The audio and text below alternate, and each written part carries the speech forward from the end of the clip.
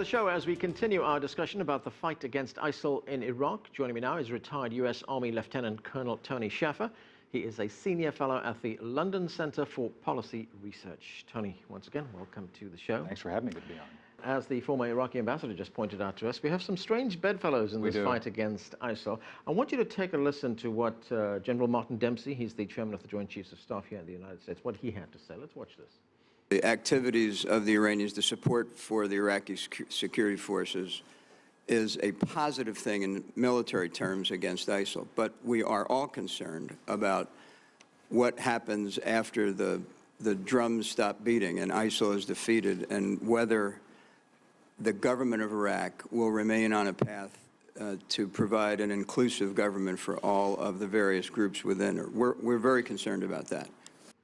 So here we have Iran and the United States, longtime rivals, fighting on the same side against ISIL. How does that, in a way, complicate things for the U.S.? Very much so, and I'm glad that General Dempsey caveated his positive remarks by the fact you've got to think about this as an over-the-horizon thing.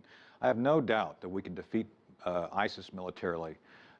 With that said, you need to reestablish good governance, effective governance, to take the place of ISIL. Simply put, if you allow the Shia to continue to do what they're doing, I say that it's great that the Shia elements of the Iranians, and by the way, let's be clear here, my information is we have Iranian regulars manning the so-called Shia militia. So we've turned a blind eye to the fact that Iran as a nation is putting their military forces in. So that's okay as long as we... Well, up to now we've had Iranian advisors. Yeah, well, there's more than that going on. I just talked to a former senior member of President Obama's staff, and there's more to it than that. We're looking the other way. With that said, that may not be a bad thing necessarily. It's what happens after. So the Sunni minority who were ripe for ISIS to recruit needs to be given some level of ability to not be reprised against. Let's remember now that as they go in, there's already reports of reprisals coming.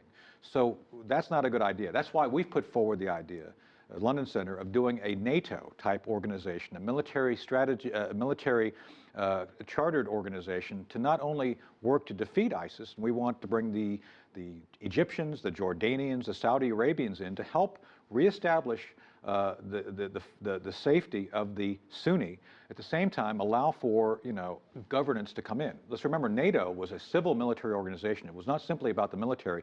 It's how you bring people together at a civil level. So we think that that was a workable format. Therefore, we got to look at how we can emulate that in this environment. Wouldn't Iran look at that as an anti-Iran coalition? Oh, absolutely. Let's be very clear on this. Yes. Before we went in and invaded Iraq, Iraq and Iran were essentially kind of equal forces opposing each other, Sunni, Shia. And so there's nothing wrong with that. It worked with us with the Soviet Union over the Cold War, the two opposing forces. We're saying that parity, basic strength parity is not a bad thing, but we have to consider the fact that there's no Iraqi government left. And I think, as General Dempsey said, we have to be concerned about what happens regarding the Iraqi government being quote unquote inclusive. Under Prime Minister Maliki, it was not inclusive, and that resulted in the Sunni minority being available for ISIS to recruit. So let's not go down that path again. Right. Let's do something different this time. And that's why we're saying let's look at a treaty organization as a potential off-ramp and allow the two sides to become essentially forces that can counter each other. Getting back to the battlefield challenges right now, you have, as I pointed out, the Iranians and the United States fighting on the same side against ISIL, yet they're not talking to each other. Right. CIA Director John Brennan said, no, we don't talk to the Iranians. We do so, through a third party, which is the Iraqis. Right. I mean, that must be a logistical nightmare. Oh, it is. And let's parse this. At the strategic level, at the national level, no, we don't talk to each other.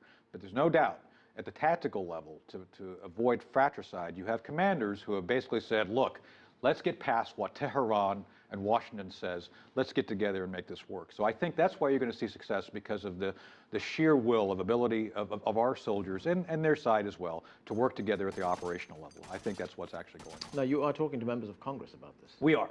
To be very clear on this, we're advising members of Congress, both Senate and House, and their staffs regarding the strategy that we think would work. I don't believe, as we discussed the authorized use of military force that President Obama sent over, is adequate. We need to look at this as a chess game and look one level deeper than what we're looking right now. Is there a danger here? And I'm saying a danger because public opinion in the United States is against deeper involvement, but is there a danger here that the U.S. could get drawn deeper and deeper into this conflict? Well, that's what we want to avoid. That's why we've put forward this strategy where we leverage those people, those militaries we've trained. Frankly, every military in the Middle East we're talking about who would join this NATO-type organization have been trained by us. Their leadership went through the Army War College, the Navy War College. They go through our academies. We've equipped them. So it's time that we actually leverage the investment we made. And we've worked with these folks for 40-some years. So I think it's time that we allow them to carry their own water. At the same time, we can give them logistical support, air support, special operations support, intelligence support to enable them. But all these years of support, all these years of training, I mean, look at the Iraqi military right now. They are incapable of securing the country. I think when we trained the military there, we sowed the seeds of its own destruction. Because of the fact that you had Sunni and Shia elements which were not essentially allowed time to codify, to work with each other, now you see those cracks opening up completely. I've talked to folks who have been there on the ground training the Iraqis, and we are there more to referee the Sunni elements and the Shia elements rather than train them. There is no cohesive Iraqi military. This is something the Pentagon has got to just admit and get past. There is no Iraqi army. Right, and it is a political problem, It is isn't it? Absolutely a political problem, one we knew. So the moment we stepped away, we recognized that this was going to happen. This happened. So you can't put Humpty Dumpty back together again. The egg is broken. So let's now accept, as like I said, find a way to bring Sunni elements together so the Sunni can be essentially a cohesive element to feel security, to bring security to their people, and the Shia. There's nothing wrong with the fact that we'll work with both sides. And then the Kurds. You have these three elements which I think have to work together to coexist in some form. Right, very quickly, Tony. Sure. On the battlefield, some progress against ISIL in Tikrit. Right. The bigger battle is going to be Mosul. Right. Well, Mosul's a completely different animal. It's much larger. The stakes are much higher because of oil, because of power. There's a dam.